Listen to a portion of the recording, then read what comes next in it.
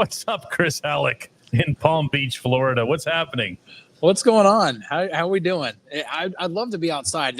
I could be outside with some beautiful palm trees in the background and everything, but there's a storm outside right now, so I'm in this container that the media is working in. I just spent a week in Florida, and I am so happy to be home. I am not a Florida guy in any way, shape, or form. Chris, of course, is there. Now, I was there for hockey and baseball, which is why we didn't have this program last week, by the way, and thanks to everybody for their patience and understanding on that front, presuming you had any. Chris is there for the NFL annual meeting, as it's now formally called, also known as the NFL owners meetings and everything. But for our purposes, as a company that covers the Steelers, it's a place where Mike Tomlin and Omar Khan speak. Yep. So we go there. Yep. And I'd love to tell you that they answer questions, but they really don't. And all you have is everybody wants to know what's going on with the quarterbacks. What's going on with the quarterbacks? And I'll say the same things to Chris. What's going on with the quarterbacks? What's their cumulative collective response to all forms of that question? Well, the short-term answer is they want Aaron Rodgers for 2025. That's now Mike Tomlin's not going to come out and say it because that's just not what any coach would do. They're not going to tip their hand. Omar Khan's not going to say it, but both admitted to having the meeting with Aaron Rodgers. They didn't necessarily have to say that. They don't have to actually admit that they've had meetings with any free agents, but they did. They knew it was going to be, something that they were going to get questions about, so they did. And the fact that he's still out there, the fact that they haven't signed anybody else, the fact that Omar Khan said that they still need to sign 2 more quarterbacks before training camp starts. Not great. Training camp's not until July, but said we're going to have 4 quarterbacks on the roster. Well, then you doing the math, putting 2 and 2 together, they want some quarterbacks, and Aaron Rodgers is the best option available for all remaining free agents / trade candidates. Sure. And how long are they willing to wait on him, Chris? Like I'm thinking Christmas. I'm thinking he could just call, I don't know, like a day or so before a game on Christmas week and say, hey guys, you know what? I might be ready this weekend for you. And they go, okay, Aaron. Yeah, sure. I hate this so much. I just do. I'm sorry. I think Mike Tomlin knows a lot more than any of us know, even what I could report or what anybody could report, because when he answered one question about it today, it was this morning when at the AFC coaches breakfast, all the AFC coaches spoke this morning very early. He was asked one question. Did Aaron give you any kind of idea of how long he's going to take or communicate with you? He goes, he has. We've had discussions, but I'm not going to talk about it.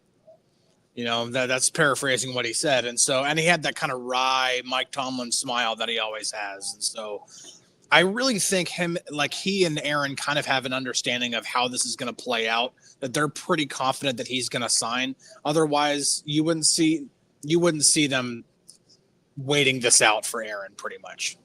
That's my guesstimation. And based off of everything that I've heard, that's what I think what's actually going on. I hate this a lot. I feel like it sucks the life out of a season before it even gets started. And maybe, again, that right there is just an opinion. And I'm not pretending that it's anything but. This isn't something that I put like months of analysis into or whatever. I just don't like it. I want to see the Steelers move forward.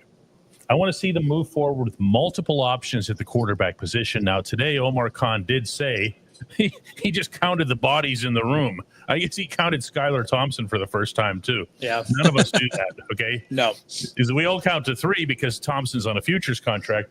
Yep. And Omar's like, well, we have 2 quarterbacks signed. No, you actually don't, Omar. And then we still need 2 more. So they get their free agent. They get their 42-year-old. And then they're going to get one in the draft in some form or other. I don't know how much more obvious that can be. I mean, they're pretty much transmitting that up into the sky for everybody to see. Yeah. So what are you doing? Keep adding younger quarterbacks. Throw as many of them into the room as possible. Go with somebody who might be your future, meaning beyond just this fall and winter. This is just it's so, I don't even want to say Steelers. It's so Tomlin. It really is. It's so, he can't think past the coming season. And as I couldn't help but pick up in the dialogue that you and the other reporters had with him yesterday. He wouldn't address anything anymore from last season. No, he wouldn't address anything from last season. He just turned a page. Yeah, and Tomlin often does not ever go back to previous seasons. He says every season is its own story. Its own journey. As far as the future goes, I do think that they have. And Omar Khan was actually the one, because he was the one who I wanted to ask this question, because Mike Tomlin wouldn't give an answer on it if I asked it. But based off of what's happened in free agency, with Dan Moore signing a massive contract, with Justin Fields getting a good sized contract, and all these guys leaving, they are in line to get the maximum of 4 compensatory picks in next year's draft. And so since Omar Khan's the GM, I wanted to ask him, are you intentionally doing this? Did you intentionally go into this offseason knowing that you were going to have a lot of free agents leave and that you weren't going to sign a whole bunch of free agents so that it would balance out the formula so that you could hoard all of these compensatory picks? And he pretty much said that's been part of the process all along. And so I'm like, okay, that tells me that you have a plan. And from what I've heard, they plan to take a quarterback this year. Again, that's you're right. They're putting it in the sky pretty much. When is complete? I think it's more day 2, day 3. There are some people that think they're going to take Jackson Dart in the first round. I don't think that right now whatsoever. But anyway, day 2 or day 3. But 11 possible draft picks next year, having all that ammunition to possibly go up and get whatever quarterback you want next year when the draft is in your city.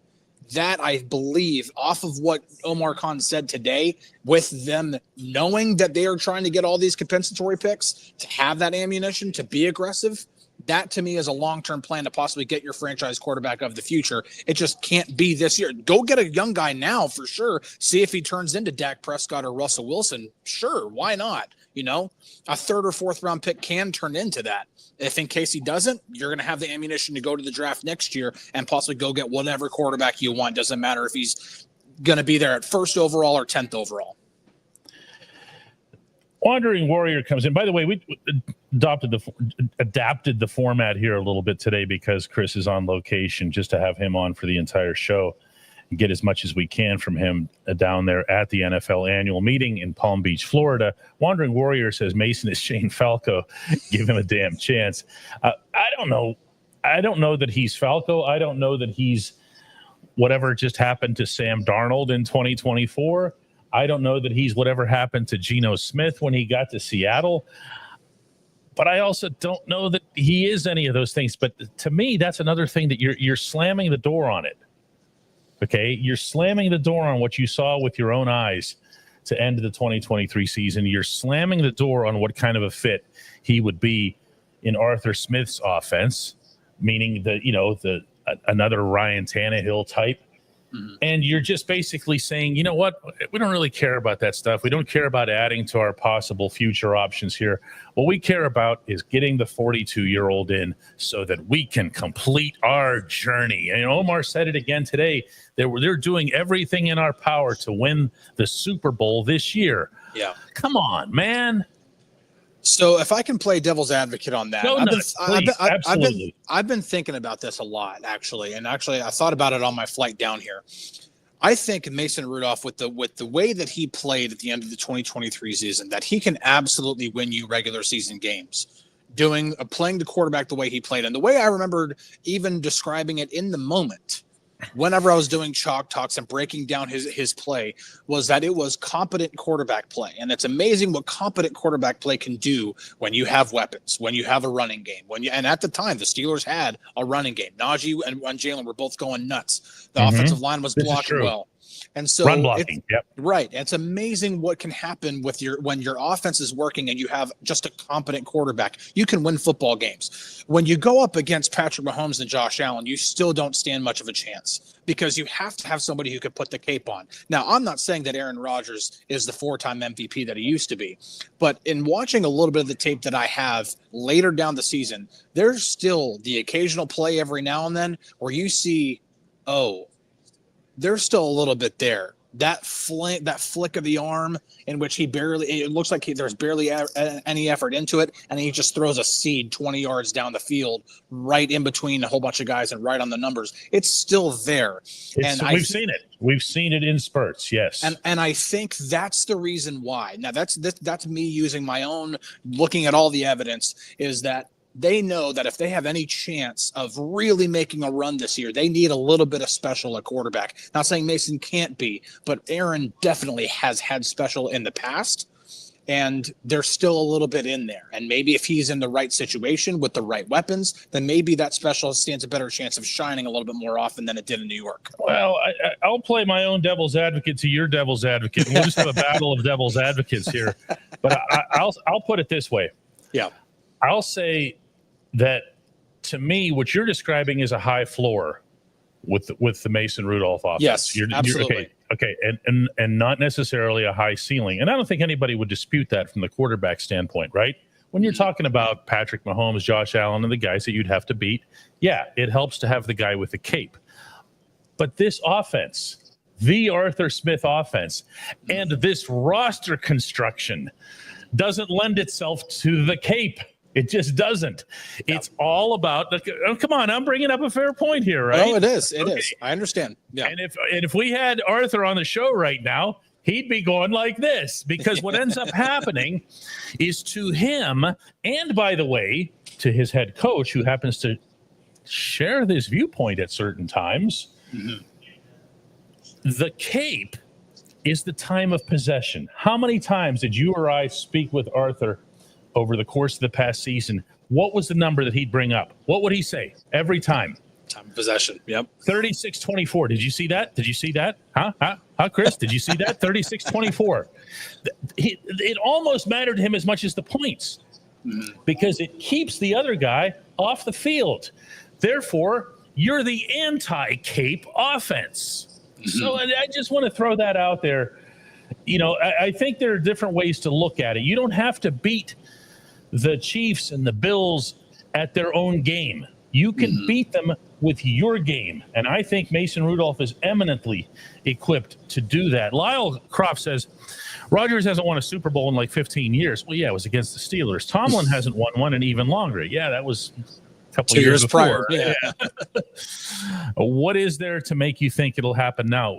Who said that we thought that? Yeah, I'm not saying. But trust me, I don't think anybody's saying that. Unless you mean the mythical you or what the Steelers think. Yeah, you know, that's different. Well, you should expect the Steelers. Yeah. Yeah. Like, neither one of us are saying that that if Aaron Rodgers signs in 2 seconds, that all of a sudden the Steelers become a Super Bowl contender. I am not saying that whatsoever.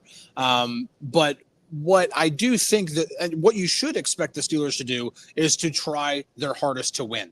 And if they're not, I mean, especially in a league like the NFL, which has very much become a year-to-year league. This is not like this team is going to have this 3-year plan, or this team's going to have this 5-year plan.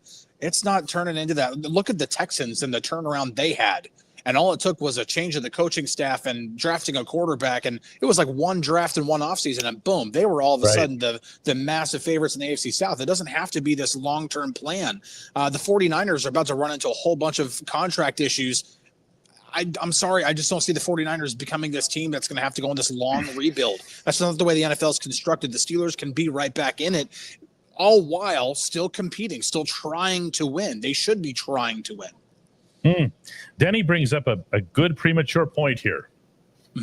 Denny says, does Mason even get the same fake competition shtick that he got put through before? You mean the year that Mason beat out Mitch Trubisky and Mitch was named starter? Yeah. No, I mean, the answer is no. No, if Aaron Rodgers is signed, there's no competition. Aaron Rodgers would be guaranteed the starting spot, because Rodgers wouldn't be signing unless he was told he was starting. Well, yeah, kind of like what we just saw with the Jets and Justin Fields, and then they signed Fields, and then only yesterday did they say, hey, by the way, Fields is our starter. Oh, really? Is he? Really? About that. Stella Fierce comes in with 20 gifts. Those are appreciated, Stella. Thank you for that. Make sure you have your accept gifts thing on so that you can become a member here. If you're not already one, you can either do that with Stella's help, or you can just, be a hombre here, or whatever. What's the Spanish word for woman?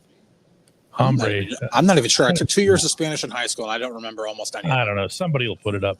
It's not hombre, obviously, but go to dkps.net/join to become a member of this program. Robert comes in with a contribution of $5, appreciated as well. Says, I miss making the live show every day. Does the throwing session that's been reported between Aaron Rodgers and DK Metcalf cement his signing? You don't cement a signing until there's ink on paper. Yeah. But what I think it would do more than anything would strongly suggest that he's not leaning toward retiring. And I see this. I don't even like this either, because now you're just feeding into the drama and the soap opera. And he loves this crap. He does. He's done it his whole life, and I don't even feel like partaking in it. Yeah. All this does to me is just it just further. I wouldn't say it further cements his signing, because like DK said, a signing isn't cemented until they sign the paper. But he's obviously interested. He's obviously not going to retire. If you're really thinking about retiring, you're not setting up throwing sessions with a star wide receiver that you might be a teammate with. So I think it's more of a matter of when, not if. I really just the more and more things that we're seeing happen. The way Tomlin had his wry smile this morning when he was talking about him and Rodgers staying in contact, and then this report comes out about Rodgers and DK Metcalf throwing together. Like, it's a matter of when, not if. Yeah, Madeline says, "What do you think about Jackson Dart or Jalen Milroe becoming the Steelers' future, or at least potentially part of the future?" I'm certainly not wild about either of them in the first round, but what do you got, Chris? It depends on when they're drafted. If you're taking either one in the first round, I'm not a fan. To me, that's reaching for either one. What about second?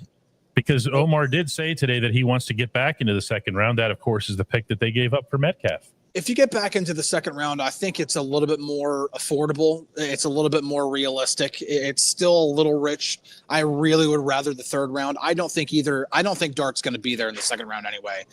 With everything that's being said about Jackson Dart and the way quarterbacks are just overvalued just because of the value of the position. Jackson Dart's probably going to be drafted in the first round. And because the Steelers need a quarterback of the future, that's why he's constantly being mocked to the Steelers. And so, but Jalen Milroe, if he's there at 83rd overall in the third round, I am all for it, because if he hits, you're talking Lamar Jackson level, because he's a Lamar Jackson athlete with a legitimate NFL arm. And so I'm not saying that he's going to turn into Lamar Jackson. I'm saying if he hits, he can become that type of a player. It's a massive risk, which is why you don't do it in the first round. Third round, absolutely, I'll take the swing. Yeah, the one thing I think that's going to benefit the Steelers in terms of their mindset heading into this draft, as it applies to quarterbacks, is that they just got nothing for Kenny Pickett. They basically took a first round pick and lit it on fire. That's not a shot at Kenny. That's looking at the result. Now, Kenny might go to Cleveland and he might be great or whatever, right? But that's not going to change. Well, it's not going to change what the Steelers got for him, what the Steelers have to show for that first round pick is my point here. We have 1,756 memberships. All right. According to the boss, we're on our way, ideally. And that's 3, without a week of doing the show. That's without, we took a week off. Maybe we should take this week off too and just pile up more memberships. We're definitely not going to do that. Robert Sham, the cynic in the room, says, can Milroe push a sled? Somebody had to do it. We're not even explaining that one to you. That's one of those, you're either going to know it or you're not going to know it. Oh, that was good. That's my favorite comment so far. We're starting to pick on Kenny now. Sid says, Deshaun Watson set the bar so low that baby hands might look good in comparison. Boy. Yeah. Oh. Phil says maybe Tomlin should take some time off. There's going to be a lot of negativity around this, Chris. I don't. It's not. I'm hardly out on an island here in this stance. I might have been a couple of weeks ago. I don't feel like I am at all anymore. I think the more people think about this move or this pending move, it seems, the more they don't like it. Can that change? Can that change? Can something happen?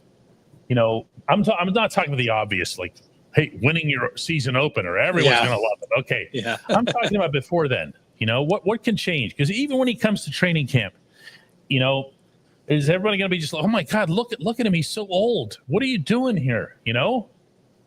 I would say the only thing that can really change is something that somebody can put their finger on, which is him showing up at training camp and making some, any of the videos that fans take at training camp. If Aaron Rodgers hits Metcalf over deep or hits Pickens deep on a beautiful pass and a beautiful catch, people are like, oh, this might actually work. And then the fire gets set ablaze on social media and it just goes and runs wild. Another thing that can really kind of help is if Rodgers does show up and goes to the voluntary program, goes to OTAs, goes to minicamp, and he shows that he's willing to be a legitimate part of the team and not just be this guy that's going to be, I'm signing the contract and I'll see you in July.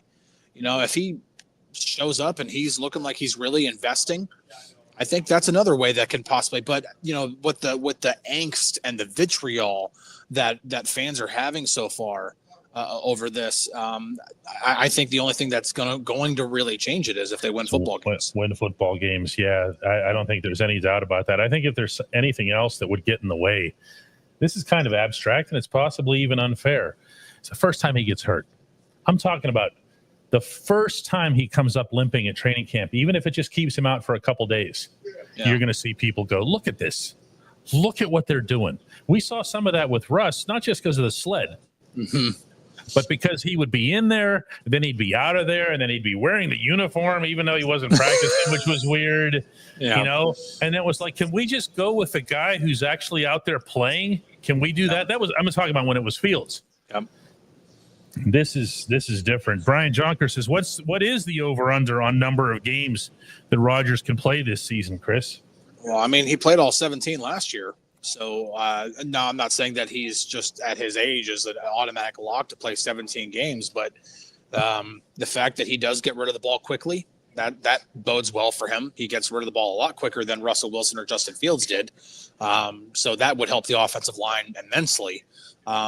If they run the ball well, that'll also help keep him healthy because that's less times he has to drop back and take hits possibly and open himself up to take hits. In terms of over and under, I'd put it in the double digits for sure. I mean, and that's again why you have Mason Rudolph too. So in case he has to start games, he can start games and he can win games in the regular season. Danny Johnson says they can adjust DK. He's a 4-time MVP. So is Johnny Unitas. I mean, what are we doing with that argument? He's not the same. He's not the same guy that used to be as an MVP. Yeah, he's not anybody's MVP candidate now. What he is at this stage of his career is he's a guy. Okay, he's a guy who threw for 25. It was almost touchdowns. 28 touchdowns last year. 28 touchdowns and 9 picks. 11. 28 and 11. Yeah, I mean. Which is actually high for him. That's like a bad season in terms of because he's got like the all-time. In fairness, playing for a bad team too, and had other issues as well. Here, I'm being as objective as I can about it from a performance standpoint. Mm-hmm. What makes you think it's about to go upward? What makes you think it's about to become better than that? Is he your guy who's going to go back to the cape argument? Mm-hmm. You think he can still put on a cape at 42? Whenever I see the types of throws that he made down the stretch with the Jets last year, I'm not going to say I would bet strongly on it, but the special factor is still there. Otherwise, he couldn't make those throws anymore. Because I remember watching one that he made against the Dolphins. He was running to his right, and he just flicked his arm, and the ball just shot away from his body and went to the back of the end zone from about 20 yards out, and it just hit the receiver square in the hands, right on target. I'm like, that's not a throw that maybe only a few other quarterbacks can make. Yeah, the one positive I will say as it relates to Rodgers is that there's never been an indication of an arm injury. And remember, that was the one thing that affected Ben in his later years, way more than Ben wanted to concede, is that he never really got all that zip back after the elbow surgery. Okay. No, it was apparent. There were times when he would let it go to prove a point. Remember, Tomlin was kind of poking fun at him at the one camp, saying, I don't know, I'm not seeing that spiral's not tight enough or something like that. That's what Tomlin was doing, was trying to get him to cut loose a little bit more. By every account, Rodgers can still throw the ball. Yeah. It's not quite the same, obviously, that it used to be. It's not going to be when you're 41 versus when you're 27 or 31 even. But again, it's still there at certain moments. And again, if you put him in the right situation, if the running game is good, if they can build up the running game, they can add another running back in the draft. You've got Jalen Warren and then a legitimate RB2, and then Kenneth Gainwell, who Mike Tomlin talked about like he was the second coming of Barry Sanders. I'm not saying that that's what's obviously going to happen, but if they have a strong running game, you have really good weapons in George Pickens and DK Metcalf. You still have a really good tight end in Pat Freiermuth. If you have the right weapons, you have the right offense, and he can bring that special every now and then. Who knows what happens at that point? Joshua Dobbs says, so DK, you just want to straight up go with Mason. Final answer, barring injury, no rookie with a start. No. No, I have not said that at all. I've not advocated that. I don't even think that. What I am thinking is that I want a legitimately open competition, open process. Whatever it is that helps the Steelers advance the cause of the next quarterback.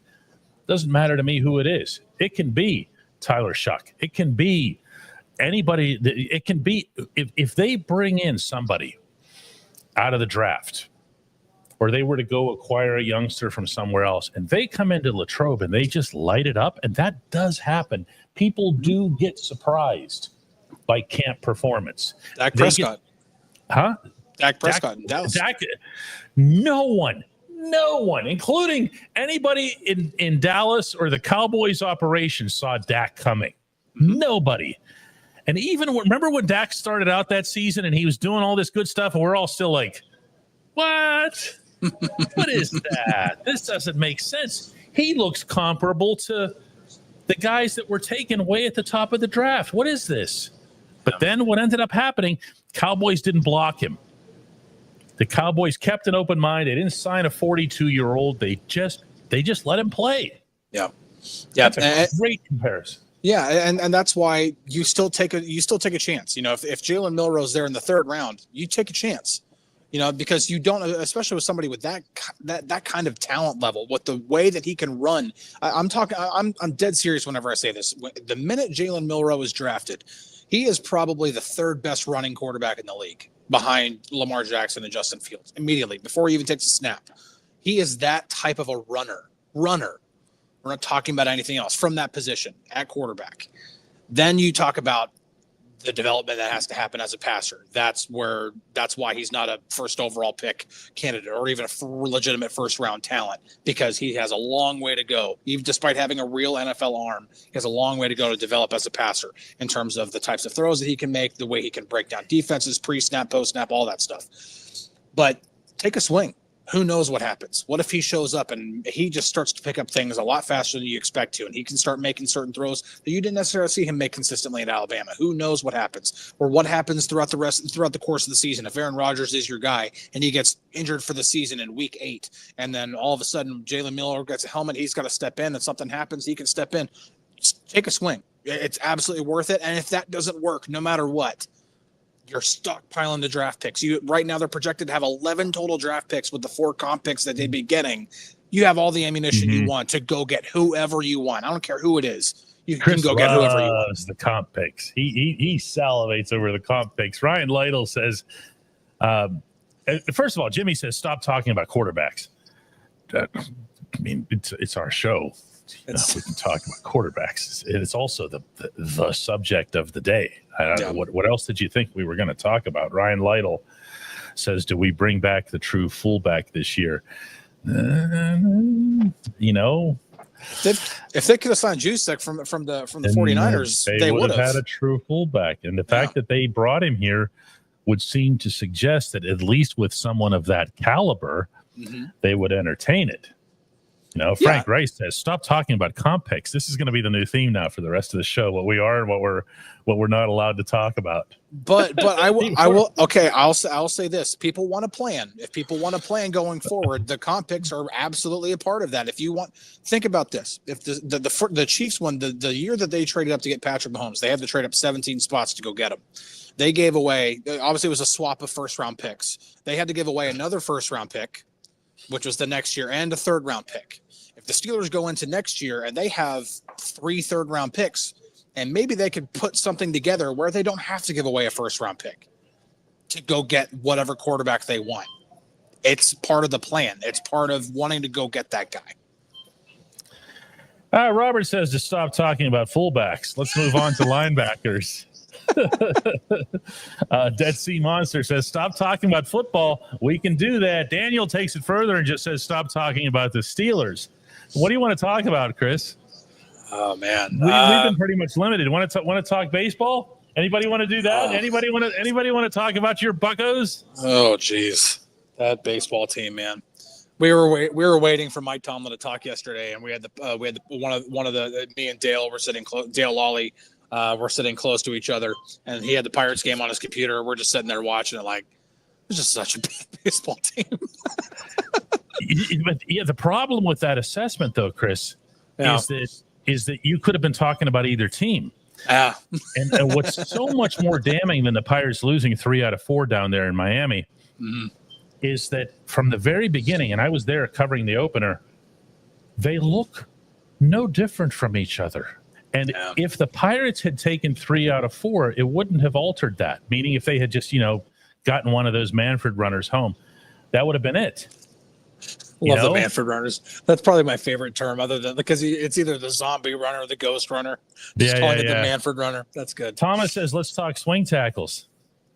Yeah, I mean, it's still a possibility. There's still a few out there on the free agent market. They can go get one in the draft. I mean, Matt Williamson and I, obviously we do the Southside beat here on the same YouTube channel, and he is on a kick right now. And even the conversation, I went out with him Saturday night after I landed here in Palm Beach, and we were talking. He goes, I am constantly on right now this beef up the trenches thing. He goes, I want them to take 2 defensive tackles, 2 offensive linemen. I don't care if you need them or not. I just want to build up the trenches. So he's all about just communicate psychically. That's good.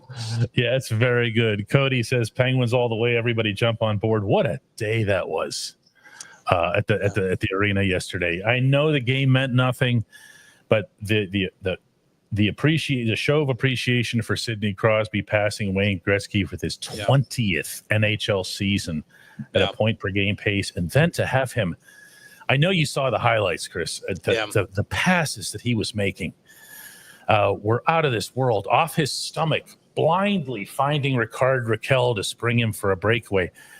And then the game has no goals. It goes to overtime. Who else is going to score, right? Yeah.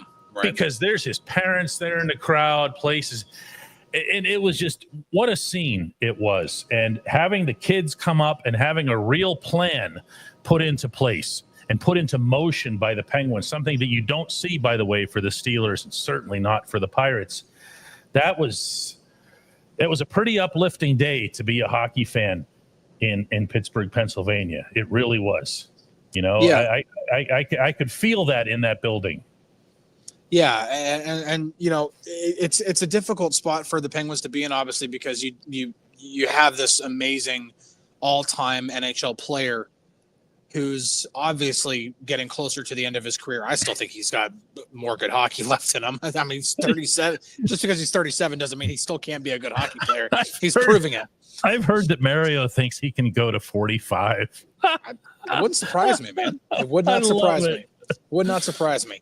But I mean, when you talk about, let's do cross-sport comparison here. The Penguins are loading up on draft picks, right? I mean, they are loading up on draft picks. That's what the Steelers are doing. The Steelers are trying to do right now. They're letting Dan Moore go. Oh man, you're going to go sign a 4-year, $80 million contract? Go okay, nuts. Great. Yeah. We're gonna turn that 4th round pick that we used to draft you into a 3rd round pick in the 26th draft. Oh, Justin Fields. Okay, we wanted to keep you. Great. I know you want to go be a Jet now, but we'll take the 6th round pick that we traded to get you, and we'll turn that into at least a 4th round, potentially a 3rd round pick for you leaving. So thank you for that too. So there is that same type of mentality of the future's out there. It's just not going to be this year. I will say this: the Penguins have over the next 3 years. How many? They have 15 picks in the first 3. I'm sorry, it's higher than that. Isn't it 18? It's at 18 picks in the first 3 rounds, 4 first rounders, and they're not planning on keeping them.